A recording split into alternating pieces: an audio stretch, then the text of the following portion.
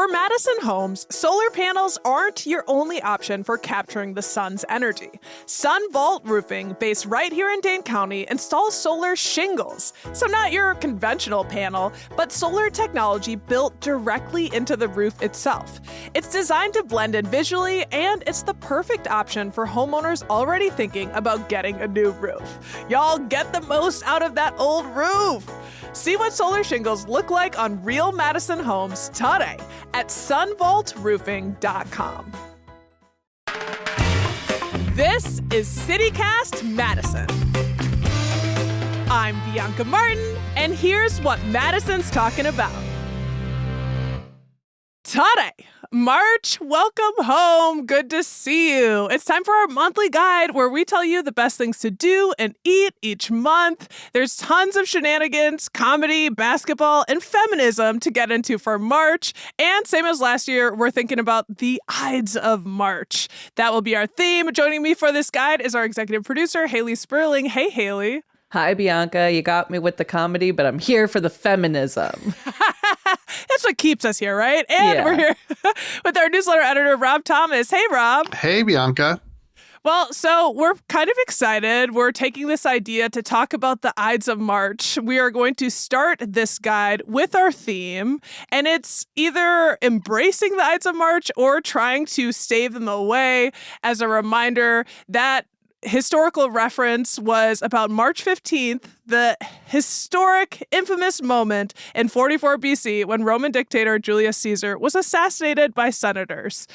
And yeah, it since then has been kind of thought of as negative omens. Keep yourself safe, watch your back, all kinds of things, and possible political chaos. And since we're really superstitious here, I don't know, we're going to talk about it. And I'm starting out with my way to stave off the Ides of March this year. I'm going to be giving myself as a sacrifice to the gods. This is A, shameless plug, and B, something I'm really excited about. A local improv team, Big Honey, reached out to invite me to be their next guest of honor, aka be in the hot seat for their regular comedy interview show called I'm Prov, You're Prov. So it's a little play on words, already clever there. And y'all, it's going to be an opportunity for me to show some humility and say I can let myself be made fun of and basically made a fool of, and it's all in the name of common laughter. It probably won't be that bad, but basically they plan a unique show where they interview their guest of honor, which will be me, for like 10 minutes, and then straight up create a totally fresh half hour of improv based on my answers and my life. I've certainly never experienced anything like that. That's going to be coming up this week, y'all, on Wednesday, March 4th, so really soon. Haley, I know that you're coming. I'm super stoked for this. I love any time that the tables get turned on Bianca when you get to go from interviewer to interviewee. And I think the whole concept is super fun, like getting the information from you and then making it into an improv sketch. I'm very curious. I'm afraid for you mostly. I'm ready to laugh, ready to cry, ready to probably sing. I don't know. If they're doing it right, there's got to be a musical number in there somewhere, I think. So I think it'll be fun. Oh my gosh, Haley, yes, spitting the truth. And also, you know me, like I'm really just so honest and vulnerable, particularly when I'm in the hot seat and I don't prepare. So you could hear anything, literally. And Rob, are you coming? No, I'm going to stab you in the back like Brutus stabbed Julius Caesar in the back. So in honor of the Ides of March. No, I have a prior... Brutus. That's right. A2, Thomas. I have a prior commitment, which I will talk about later in the show. I wish I was there. I'm also scared for you, but I think it's going to rock because I bet they treat their guests really well so they get good word of mouth for people to come on the show. Yeah, and, you know, they had a recent show with local comedian host of Several Questions, podcaster Nate Chappell, who we both love and have been on his show. That looked like a lot of fun. So it'll be exciting, y'all. Get your tickets. I'm Prov, You're Prov. That's coming up this Wednesday. I hope to see you. And, okay, we're keeping on with the Ides of March. Haley, how are you grappling with this historic moment? Yes, we are grappling. And like you mentioned, Bianca, when we're talking about the Ides of March, it's usually usually in reference to some sort of bad omen. But originally, as the History Channel has recently taught me, I'd simply refer to the first full moon in any given month. But you know what full moons mean? Madness. And you know how we're fighting madness? With more madness. That's right. I'm talking about March Madness. Did you get? We're going crazy here. The NCAA tournament kicks off on March 15th, which is Selection Sunday. And that's when all the participating teams are announced, seeded, and placed on that infamous bracket. Yay, sports. The teams then play throughout the month leading up to the championship game, which will be held April 6th in Indianapolis. So are you guys March Madness people, basketball people in general? I have a tattoo that's a basketball-based tattoo, partially. I have not ever been to March Madness. I did play basketball for a second. Yes, I am 6 feet tall, so I've got that question asked to me my entire life. I heard that we're doing really good this year. So it feels like a special time to tune in. And this morning I was watching like motivational videos from basketball players. So it very strangely, yes, I'm a basketball fan and I actually need to go out into the world and put myself back in the seats because it's a lot of fun. It's poetry, honestly. Yeah, these 3 weeks are the only time I really follow college basketball. And if there's a bracket, I just put Badgers #1, no matter how well or how badly they're doing. Because, like, you don't want to bet against the Badgers, right? You got to root for the home team, right? Yep. And yeah, this begs the question, and Bianca, you alluded to it, is how are our beloved Badgers expected to do? Well, they've had kind of a hot and cold season so far this year. ESPN has Wisconsin as a 7th seed in the tournament, while CBS Sports has us in 6th. So solidly middle of the pack, nothing to scoff at for sure, and definitely potential tournament threat. So back in February, the Badgers men's team actually managed 2 upset victories over top 10 ranked opponents, then number 8 ranked Illinois and number 10 Michigan State. So that's what I'm saying. Yeah, nothing to scoff at. We're here. We're here to play. It seems like the team is kind of like getting their ides together. I don't know. Is that it? Their madness on. Getting their madness on. They have solid potential here, but the question here is consistency. So something we'll be watching for. Again, that Selection Sunday is coming up, and that's where we'll see where the Badgers will fall. And meanwhile, on the women's basketball side, the first round of games will kick off on Friday, March 20th, and the national championships will be Sunday, April 5th in Phoenix. So very exciting time for men and women's Badgers. I'm like in my Badger era again. I went to a hockey game recently. People in my life are very into heated rivalry. I haven't seen it yet. Don't hate me. But I'm here. I'm really ready to get into basketball. Maybe I'll start watching Love and Basketball, something like that. It feels right. It feels right. Are we going to have a basketball spring, Haley? I love it. Basketball's in this. I'm in for it. I'm ready for it. I'm here for it. We have to be at Burnell's. Shout out to go watch the women's basketball at Burnell Sports Bar. Oh my gosh. Okay, well, we're talking about the future. Rob, what are you doing to stave off the Ides of March or embrace? Well, I was reading tips on how to stave off the Ides of March, and it said Julius Caesar should have not been so overconfident, speaking of the Badgers, and also should have prepared for the future. So my idea is to let's go back to the future. Now, have either of you seen the 1985 motion picture Back to the Future? Several times. Okay, good. DeLorean. Yes. So the hit Broadway musical version of the 1985 film with Michael J. Fox is coming to Overture Hall. It'll be playing March 10th to 15th in the big room. Tickets range from $170 for the nice seats on the floor to only $40 or $50 up on the balcony. Now, I know in the movie, technically they go back to the past. They go to 1955, and they don't go to the future until the sequel, Back to the Future 2, but I think it still works here. You kind of get the idea. And I've heard this is a really fun musical. It was adapted by the original filmmakers of the movie, Robert Zemeckis and Bob Gale.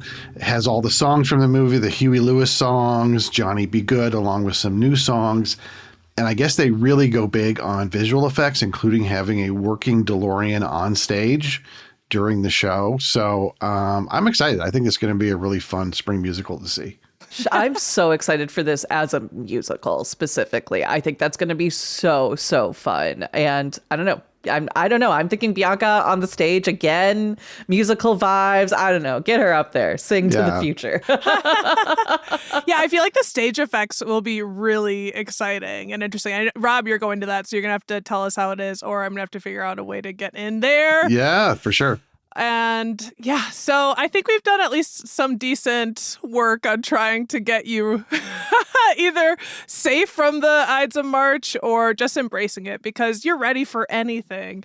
And Rob, this is your stab in the back to me, and it is fully understandable. What are you going to be doing on March 4th? Well, in a way, it's an homage to the team because this is something we all did last year. It was one of my favorite memories of getting the group together. It's maybe been the first time all four of us really did something together, and that was going to the Wisconsin Film Festival's first look at the fest.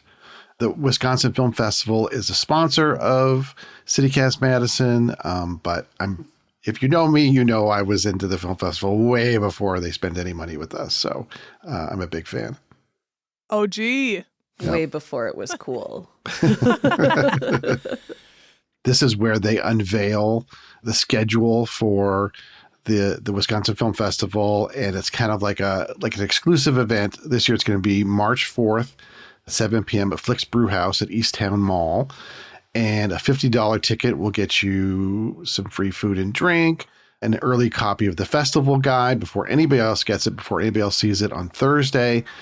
You get the chance to reserve tickets for the movie you really, really, really want to see 3 days before tickets go on sale Saturday. It's just a really fun time. Like for me, the film festival is like, that's the first sign of spring, even more like than flowers or bees. It's like knowing that it's coming in April is like, oh yeah, okay, we're getting through this winter. It's almost over.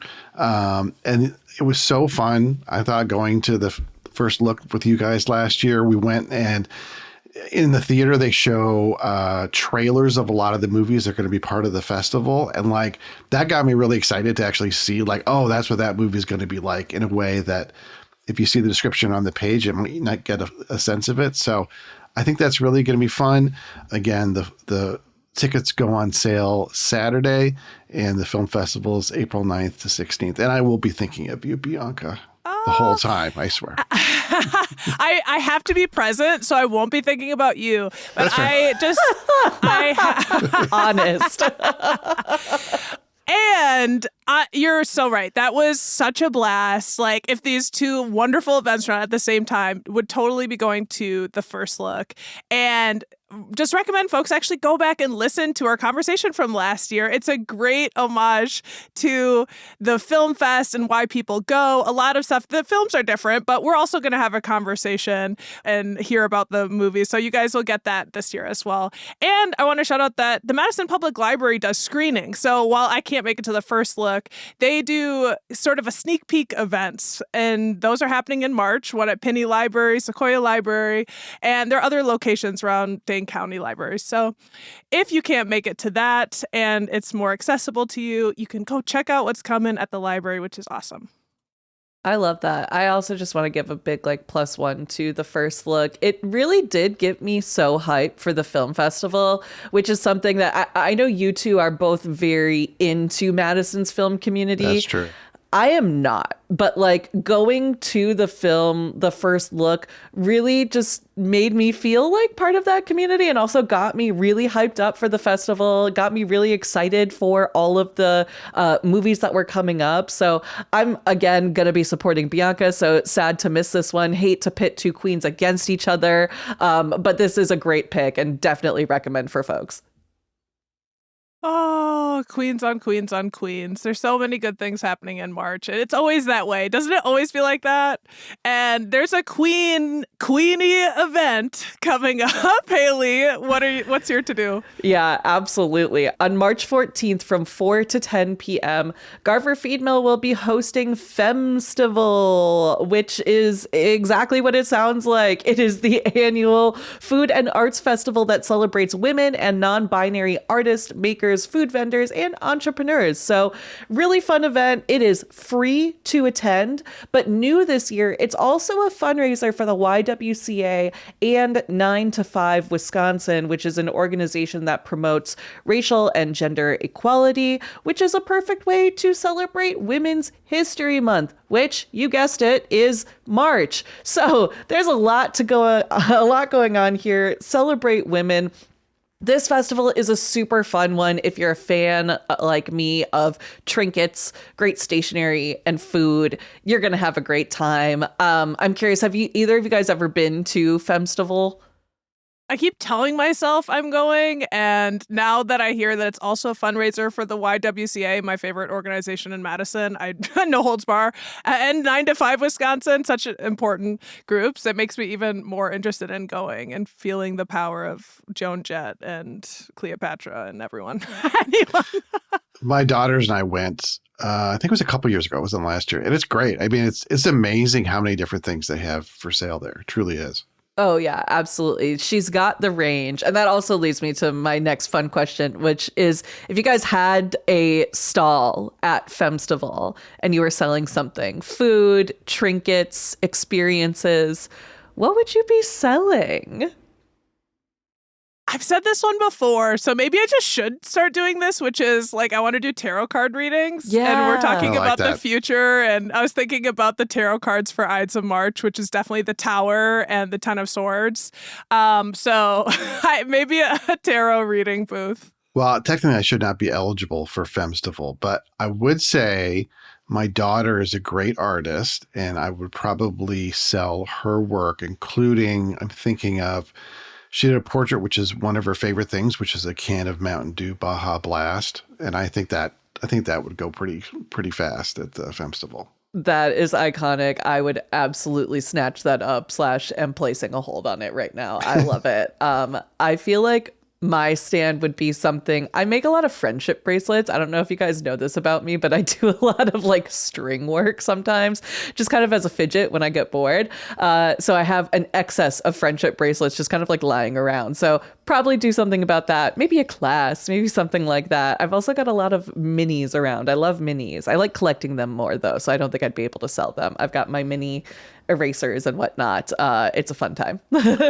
What's a mini? It's just like a mini version. A tiny. I've got this eraser. It's a tiny cherry. That one here, and these ones are bananas. They're so cute. They're small things. That's definitely something about you, Haley. You are so like your style and creativity and your little trinkets. Like you have a vibe. So you really should be at Femstival. And I feel like I've been looking for an opportunity to shout you out for like. You are one of the best friends ever. And I'm talking about this for your friends. It's something that I notice out, like who you are as a person. It really stands out. Like you care about your friends and you send them messages and alerts and make sure you are safe here and you know that this is happening. Is this still about the improv show that she's going to and I'm not going to? I mean, you're really digging that knife in pretty deep. Yeah. Well, I mean, the funny part was I also wanted to say, girl dad. Rob is the best girl dad. I mean, this is a moment to, you guys are awesome.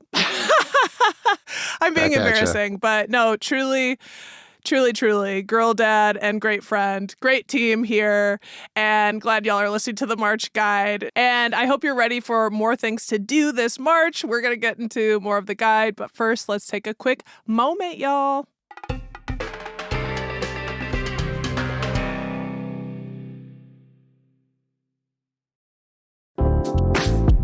Hi, I'm David Plotz. I'm the CEO of CityCast, a podcast network that includes this show you're listening to, and also 12 other CityCasts in 12 other cities. And each one knows their city as well as your local team knows yours. So isn't it time we connected them? Don't you want to know how they're tackling their bike lane problems and housing challenges and sidewalk dog poop crises? That's why I'm hosting a new podcast called Your City Could Be Better. Because it could be. Every week, I'll chat with a different host in our CityCast network about what their cities are doing right and wrong, the weird things they're trying, and the surprising successes, so that we can all learn how to make our cities a little bit better. Listen to Your City Could Be Better on YouTube or wherever you get your podcasts. Now we're back to talk about things to do in March. My to-do is a big old nerd alert. I have been hungering for a good lecture. I'm jealous. I'm not at the university anymore, but we live in this university town. It's spring. Things are beginning to grow. I want to learn. And it looks like there's this super special event happening at Monona Terrace, put on by the Wisconsin Academy of the Sciences on March 23rd at 6:30, and it's called Finding Home in Wisconsin, Perspectives from Academy Fellows. So it's 6, as they say, distinguished voices, and they certainly are. They're the Academy's academic fellows for 2025, and I'll just say really smart, interesting, studied folks that we're lucky to have in our state. They're all going to be talking about what it means to call Wisconsin home and approaching that question from their own distinct spheres. And who's on it? My homie, Richie Davidson, who's a leader in the neuroscience of well-being here at UW-Madison. He's one of the 6. I don't actually know him outside of studying the neuroscience of well-being at UW and talking to him when I went to a meditation he was leading, and I have a photo to prove it. We have a photo together. But Richie, please come on the podcast. You're one of my number one people I want to talk to. Anyway, back to the point of this event. Richard Davidson is one of the knockouts. The other local brains, including Milwaukee writer John Gerda, political scientist Catherine Kramer, and Karen Ann Hoffman, Oneida Nation beadwork artist. Like, I think this is going to be really, really interesting. And it's moderated by WPR heavyweight champs Steve Paulson and Ann Strain champs, the hosts and creators of To the Best of Our Knowledge. I think it's really exciting. It's a time to anchor in home. What do you guys think? This is such a Bianca event, and I love it so much. I mean, when you say I'm bringing the nerdiest thing to the table, and I was like, bet, and I'm ready for it. If there's one thing about Bianca, it's like you are a lifelong learner, and this feels really nice, right? Like finding home. This is something that we're constantly talking about on the podcast. I'm really interested in this subject and very curious to see what these people have to say, and would love, honestly, for all of them to come on the podcast too and talk about it, because so relevant. Yeah, and like you said, I mean, these are like heavyweight thinkers. Like you mentioned, Richard Davison. I know Kathy Kramer, the political scientist, she wrote The Politics of Resentment about the urban versus rural divide in Wisconsin politics, which that was like 15 years ago and very prescient to what's happening now. So like that's a lot of smart people in one room, including yourself, Bianca. Yeah. Oh, would ya? We like each other here. And I'll say in their promo, Haley, you ask, what are they going to get into? They have a blurb on the panel, and it said, quote, "From the secrets of the brain to the stories in our soil, we will examine the concept of home through a unique lens, spanning history, neuroscience, political science, and the arts." So that is a good way to stave off the Ides of March. Get yourself grounded in your home and who you are. And also for folks like me who always want to be in person and then don't have the energy at the end of the day, this event will also be available virtually. So huzzah. Nice. We love a virtual option. Honestly, that is huge. That is huge because it's such a great idea to go to an event. It's another thing to execute on it. Right. All right. What are we eating this March? Rob? This is a place I went to very briefly, but I want to go back in March and linger. And that's the Baked Lab, the new place at 2044 Atwood Avenue. This was the building. I remember when it had a Chinese restaurant there, but it's been vacant for like 10 years. Beautiful century-old building. And it's been turned into this great place by Sean Bolduc. He was the former arts administrator for the Wisconsin Union Theater, who in the last few years is pursuing his dream of becoming a pastry chef. And so Bake Lab for a few years was operating out of a commercial space. He was teaching baking and cake decorating classes and making incredible cakes for weddings and special events. but he always wanted to have his own like brick and mortar space. And that opened on February 21st. I went to a little sort of sneak preview for media and friends and family the week before. It's a really cool space. Like it's really nice. He's planning to have it be sort of during the day, serve like snacks and coffee from this local Scandinavian style roaster called Nordskov Coffee, which sounds really cool. And then the evening, it kind of transitions to become a place where you can get like beer and wine and like these elegant plated desserts. When I went to that little sneak preview, I had this incredible butterscotch pudding. I love butterscotch pudding, but they had this whole tray of like sweet and savory goodies. And so it's going to be really good. So it's open Thursdays and Fridays from 11 a.m. to 10 p.m. and Saturdays from 10 to 10. So I think it's going to be a really cool addition to that stretch of Atwood Avenue where there's all these cool like local food businesses like Level 5 Donuts and Barley Pop and stuff. So it's very cool. A place to linger. There you go. I liked that. Put it on a sign. I am so excited about this place. One, I also just have to say, shout out to butterscotch as a flavor in general. I think it is so slept on and people do not give it the love that it deserves. So thank you, Rob. Yes. I think caramel takes over butterscotch space too much, I think, and butterscotch deserves its own It's spotlight. not as good. It's not as good. Butterscotch is better. What's the difference? I don't really know, but this is a hill I will die on. And I haven't been to the Baked Lab yet, but obviously, you know, it is right around the corner from where I live. And I will just say on their grand opening day, there was a line like down the block for people to get in. So folks are really excited about this place. I'm super excited for them. The entire time that I've lived in the Atwood area, like there has been nothing in that building. So I'm really excited that there's just activity and something for people to, you know, go and witness and go and take part in. So it is really, really awesome to see them thriving. And you've got a place that's pretty hip and happening, Haley, you want to check out? Yes, I do. So last year, Kamaria Yemeni Coffee Co. opened up a location on the west side of Madison. And I recently found myself at this spot kind of by accident. My friend and I were hunting for coffee shops to, you know, park ourselves down at on a Sunday, get some work done, you know, whatnot. But our trip started, we tried to go to Forward. It was packed. There were too many people there. I could not sit down with a laptop to get my work done. We said, okay, we'll go somewhere else. We went over to Leopold's over on Regent Street. Our friend Sam Brown, also packed. Good for them. Couldn't put my laptop down anywhere. So I was like, okay, we need to get farther out of town. And we were already further west, you know, and my friend pitched Kamaria and I was like, you know what? I haven't been there and I've heard so many great things. And we went and it was honestly so great. It is super cozy and it feels like people have already really come to embrace this spot. They opened up, like I said, at the end of last year. And in an interview with the Cap Times, the franchise owners of this location, they said that they hope to provide Madisonians with a sense of community while introducing them to aspects of Yemeni culture that they might know nothing about.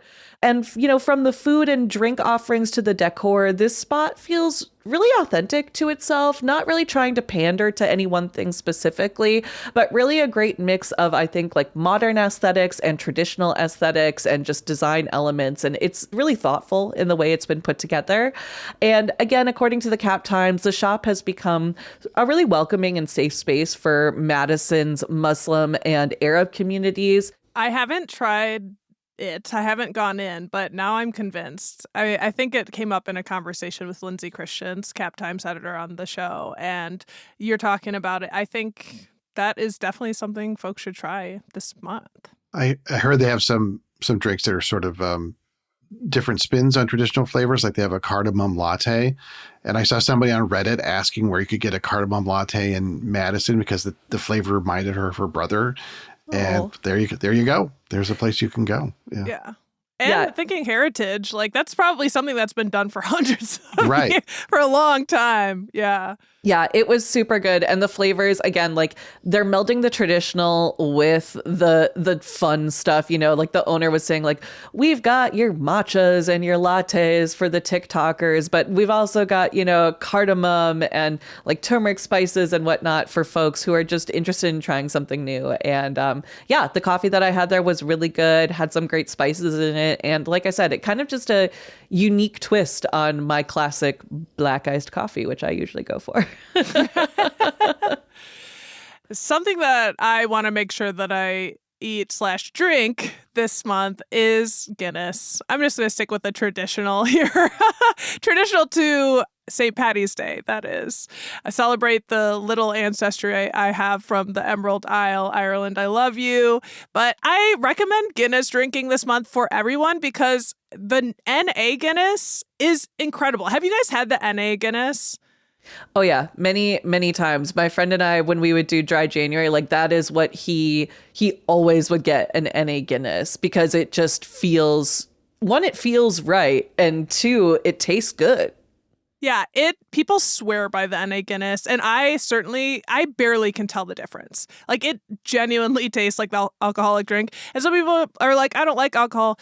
Guinness is just a vibe. Like, you don't need to like alcohol to like Guinness. So I am recommending get yourself a cold Guinness. I know I want to for celebrating St. Paddy's Day. Probably over at the Malt House out on their patio. I've had one before out there. I'm being very optimistic that it gets nicer out this month. I know the foolishness of my ways on that one, or going to the Mason Lounge. Haley, you and I were just talking about that. I feel like that's a very pubby space and a place to talk about going into an adventure in the hills where unknown character building begins, or going to Jana's Lounge patio and then heading over to Shamrock Bar, which no longer has green walls on the inside.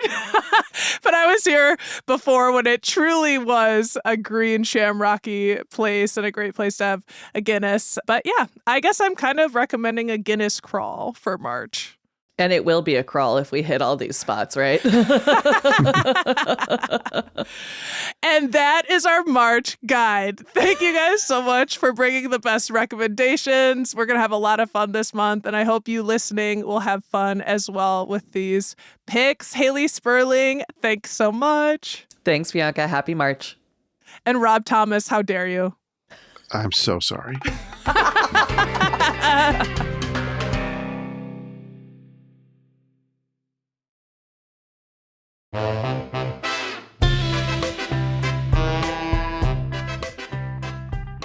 That's all for today here on CityCast Madison. I'm your host, Bianca Martin. You can always get more news and Madison stories delivered right to your inbox by subscribing to our CityCast Madison newsletter. And don't forget, you can support the show and get great perks by becoming a CityCast Madison neighbor at membership.citycast.fm. And if you enjoyed today's show, why not share this podcast with someone who won't stab you in the back? And someone who will. Everyone needs to be informed. All right, see you back here tomorrow for more stories from around Madison. Until then, thanks for listening and take good care.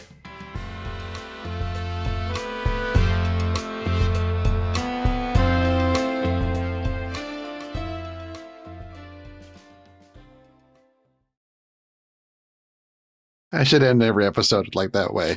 It's the most Midwestern thing we could do, right? That's right. End every Awesome. episode with thank you, and I'm so sorry.